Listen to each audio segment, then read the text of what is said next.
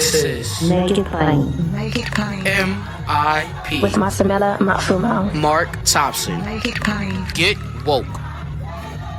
Ladies and gentlemen, one of the premier events in African American culture, and then actually beyond, is the National Black Writers Conference.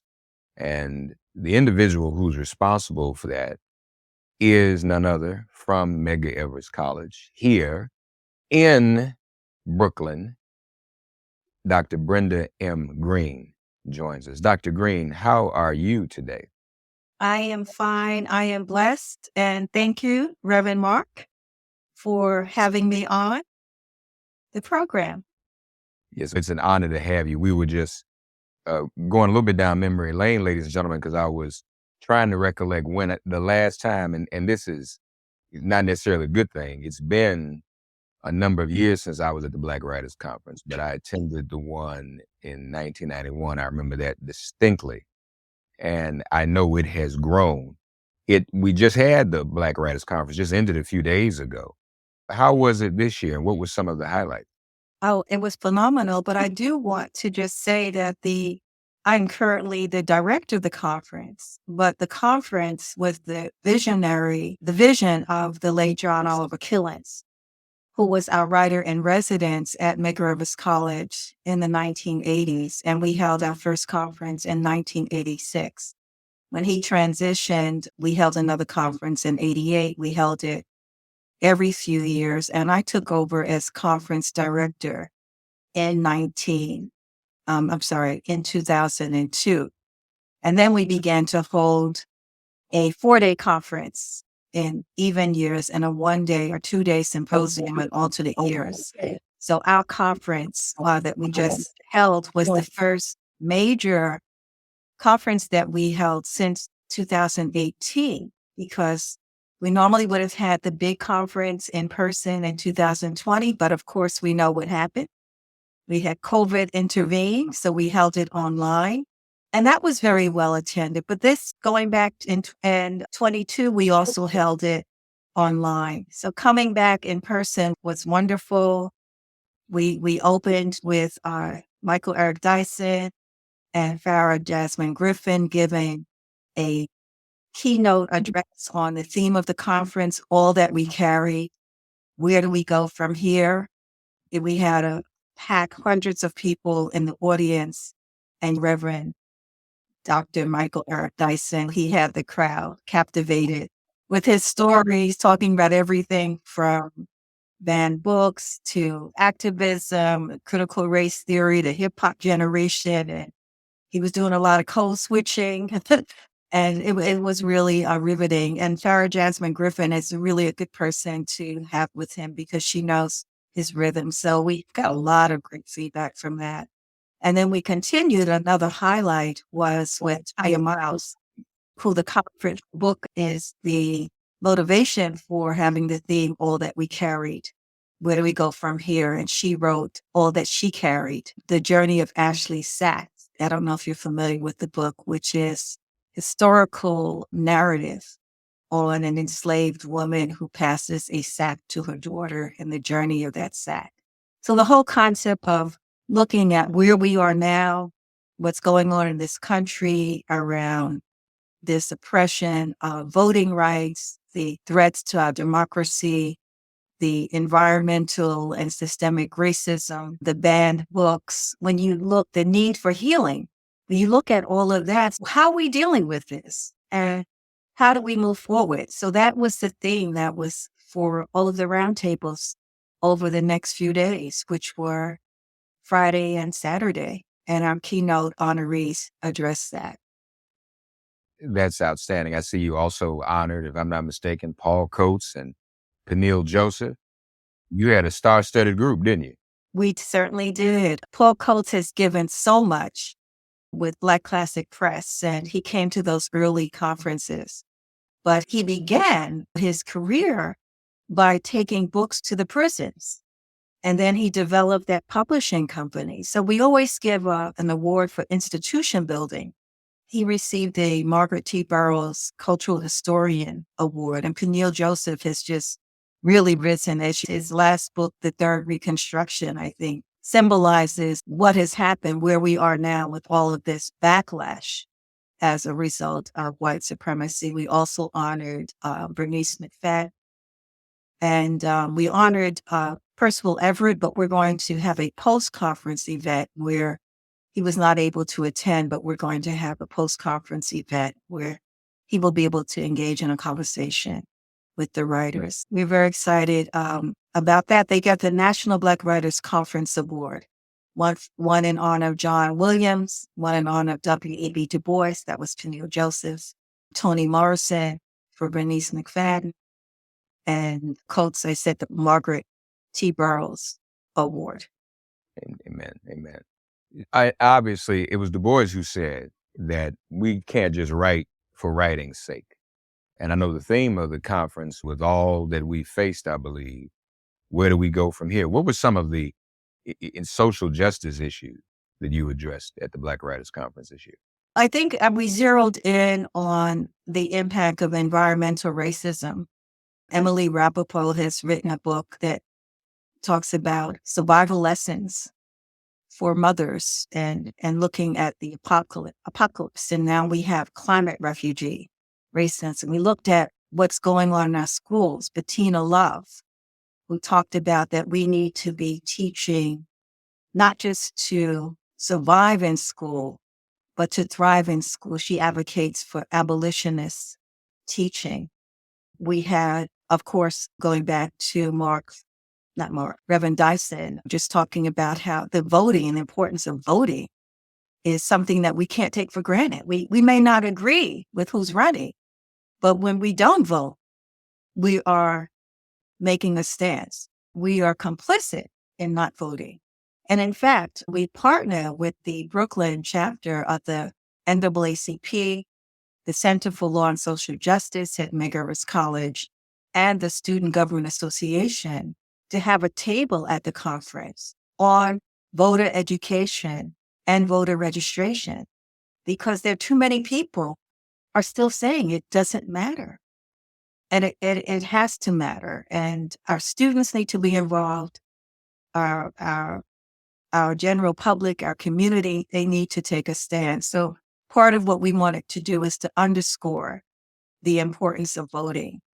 And while doing that, also that while we're in the midst of this activism, we also have to have a way of taking care of ourselves, of healing, because it's a traumatic experience. So you cannot move forward unless you are taking care of yourselves and building in ways for self-care and nurturing. But you have to continue to persist and resist. We had a youth program that looked at the theme of the youth program is also all that we carry, but it's around activism.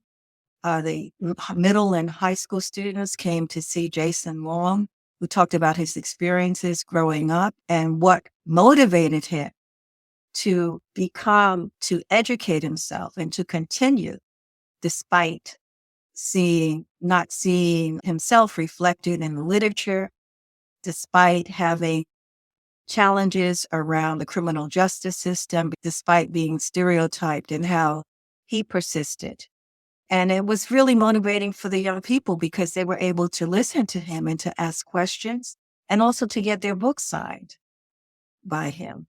So I said that was some of the highlights. Our keynote address, coordinated by Gloria Brown Marshall, also addressed the importance of how do we engage in activism and what will happen if we're not involved in that.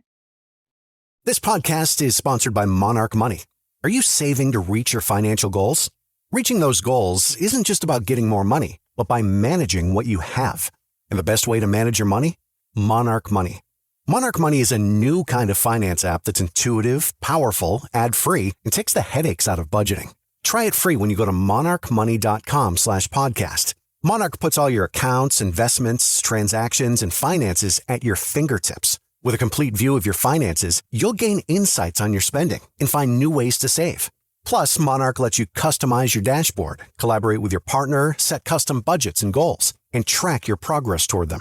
See why Mint users are turning to Monarch Money and loving it, and why the Wall Street Journal named Monarch Money the best budgeting app overall.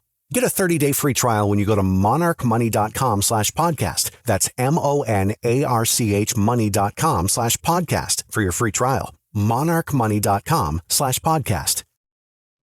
What would you say is the state of Black authorship, Black writing, Black publishing? Where are things? I don't think we ever really talk about that. And for those of us who exist in the world of appreciation of Black writing and Black literature, is there enough of appreciation outside of our circle?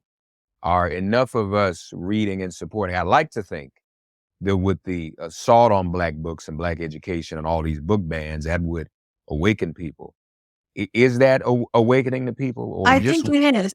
That's a very good question. And I'm glad you asked that because we had a roundtable on the myths and realities of publishing. And so when you do have these attacks on book bans and you have publishers who are saying that you don't have an audience for your book, what do? You cannot rely on the publishing houses. We have people from the big houses like the Random and Harper's Court, the big publishing houses, but we also had the independent publishers and people like Karen Hunter.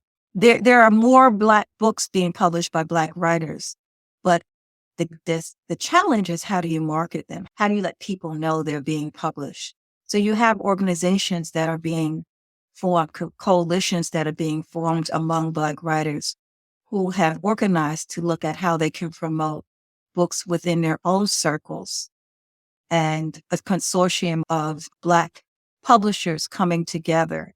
We had that when books first began being published in the 1970s, but there's a move towards recognizing that if we as a community of Black and Brown people do not take control and power over ensuring that we are published and looking for ways thinking outside of the box on how to publish, we will not be published because there's more writing and the writing is more complex and more complicated. The stories are more representative of our complex experience, human experience. And you still have people in the publishing industry who are still looking at stereotypes. Or we had the rise when the Black Lives Matter movement with George Floyd, you had all these books coming out. Many of the readers were not Black. And then so you see now when you look at what's happening, you don't see those books being published. But it doesn't mean that those issues have gone away. So you have people who are going to publish on these social and political issues, but you also have people who are publishing on our stories, who are giving alternative narratives to our story in this country. That's where we had a panel on the power of historical narratives. They're giving you a deeper portrait of what our experience has been like. Taya Miles, she talks about the intricate relationship between Black Americans and Indigenous people. And also you have people who are looking outside of the country. What are the common themes and trends that we see in literature published on the continent? That's also part of what we should reading. So it's much more open, and we have to be deliberate about finding ways to publish the many writers who are writing and to support them. And one of the other things that came up was the whole idea of how do you address the banned books? Some people said on the panel, I wish my book were banned. When your book is banned, that means people are paying attention. And so we need to make sure that we purchase those banned books. Ta-Nehisi Coates talks about having banned book parties, supporting them through the libraries and schools. 2 of the books we used last year in our youth program were banned. So we have to embrace banned books because that means you are making a difference. You're saying something. And we have to embrace those organizations and support those who are rallying against that.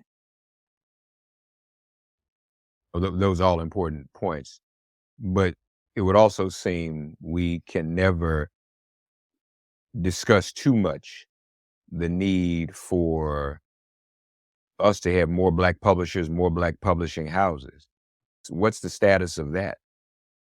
Again, the publishing houses that are emerging tend to be small and independent. And I think the way you ensure their survival is through consortiums.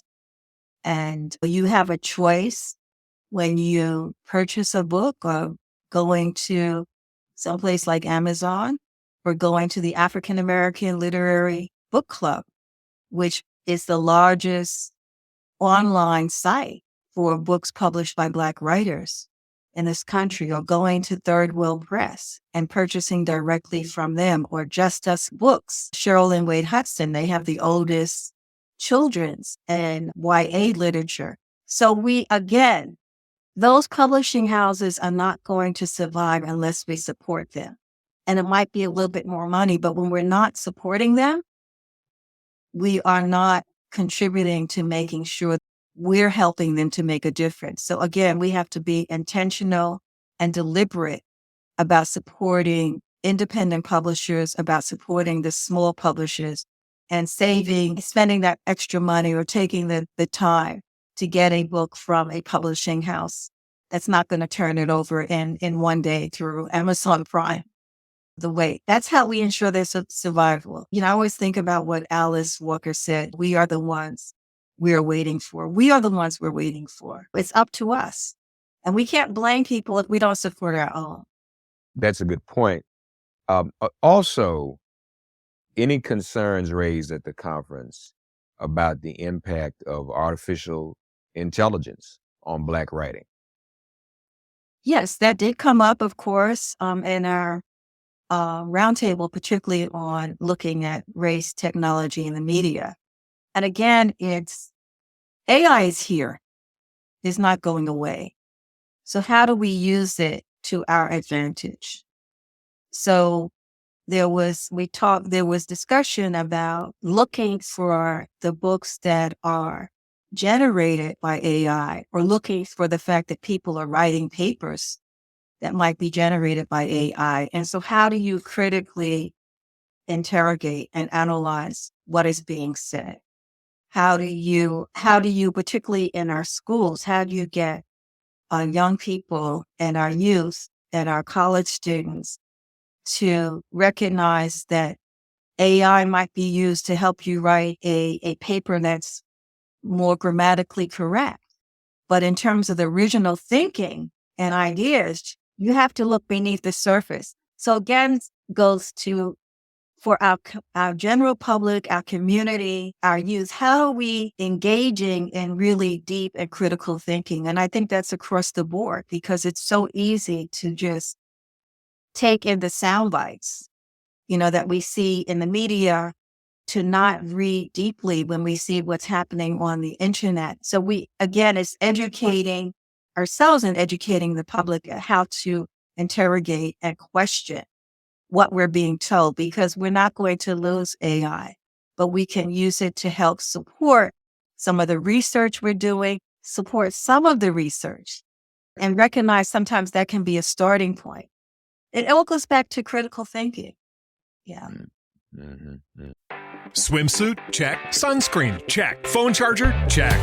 Don't forget to pack the 5-Hour Energy. It fits great in a pocket or carry-on, and the alert feeling will help you arrive ready for anything. Now get 20% off when you use code 5HETRAVEL at 5hourenergy.com. Expires April 30th. One-time use only. Not valid with other discounts. Remember, visit 5hourenergy.com and use code 5HETRAVEL to save 20%.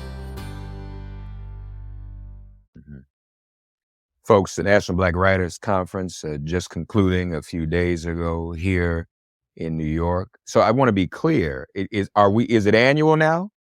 The conference is annual. We have the National Black Writers Conference.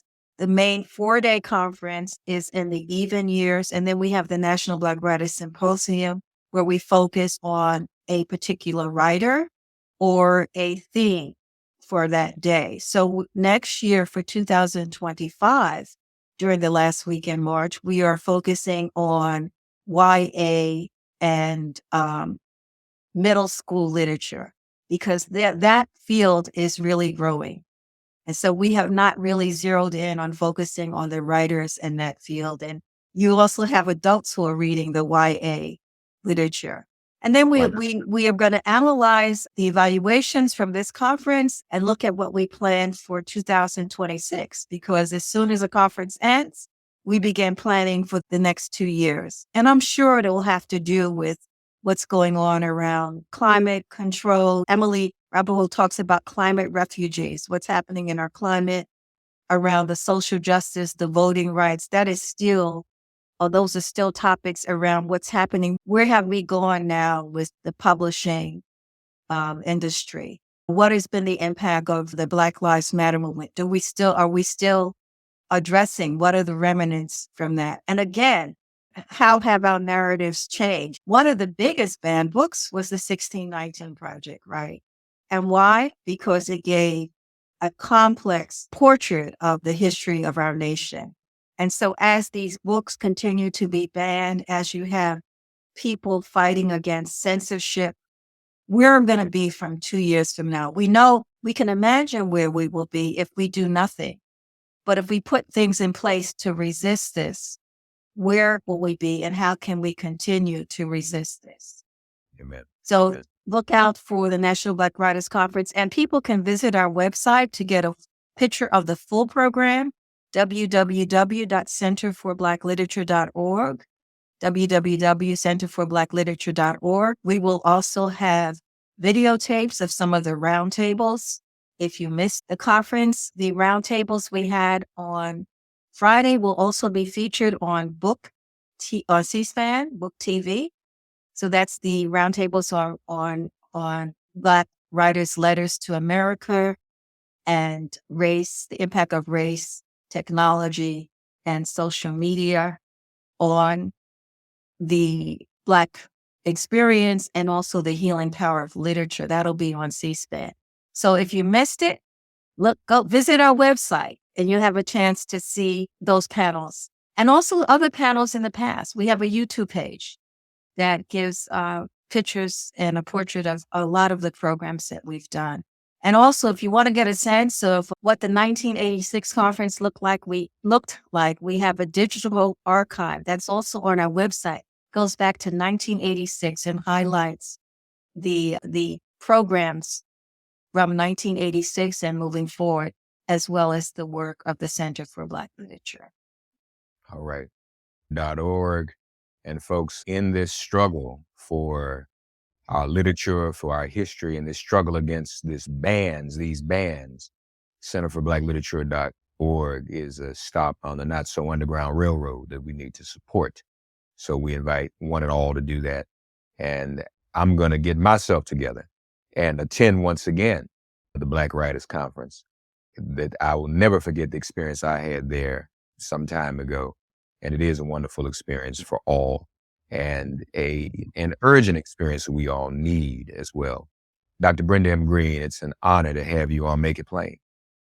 Thank you so much for inviting me. And we look forward to seeing you not only as an attendee, but as a participant at the National Black Writers Conference. So thank you so much for giving us this platform.